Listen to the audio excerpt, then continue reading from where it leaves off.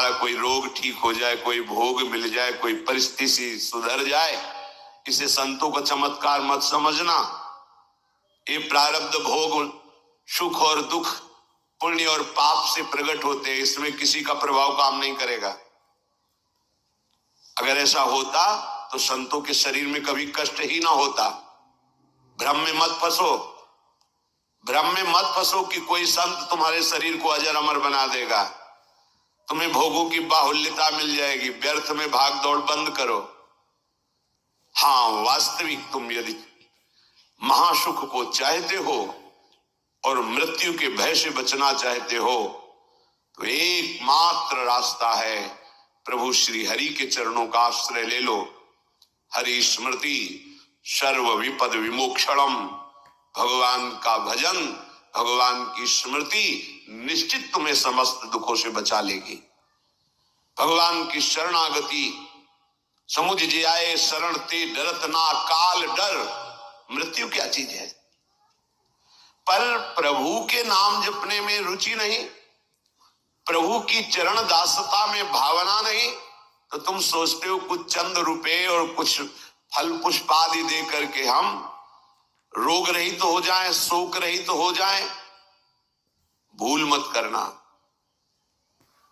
अगर शोक रहित होना है, रोग रहित होना है, तो एकमात्र उपाय है कृष्णाय वासुदेवाय हरे परमात्मने प्रणत क्लेश नाशाय गोविंदाय नमो नमः।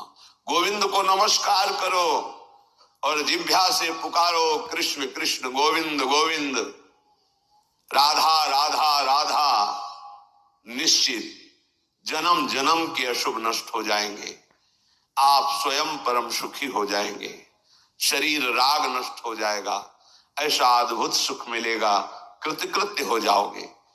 पर अब इस मार्ग में चलने के लिए जब कदम रखोगे तो असत वृत्तियों का त्याग करना होगा। यही सब फेल हो जाते हैं। हाय गाइस, ढूंढते हैं कि कुछ हम कमाए हुए पापा चरण से चंद रुपए आपको दे दें, आप हमें संभाल लेना।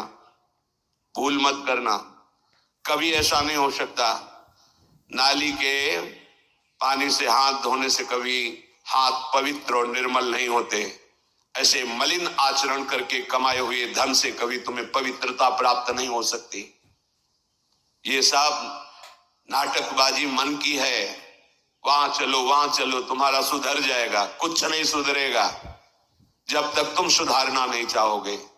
तुम सुधारो अपने आप को, किसी का आशीर्वाद कोई काम नहीं करेगा जब तक तुम अपने आचरण नहीं सुधारोगे। तुम खाओ मांस, पियो मदिरा, करो व्यभिचार, नाना प्रकार की हिंसात्मक वृत्ति, तुम्हें भगवान भी नहीं माफ करेंगे, चाहे जहां भाग के चले जाओ। अधर्म आचरण करने वाले को भगवान कहते हैं मैं साक्षात काल रूप से दंड देता हूं। शरणागत होकर नियम के अनुसार चलोगे तो भगवान तुम्हें दुलार करेंगे मां की तरह। ये सिद्धांत है।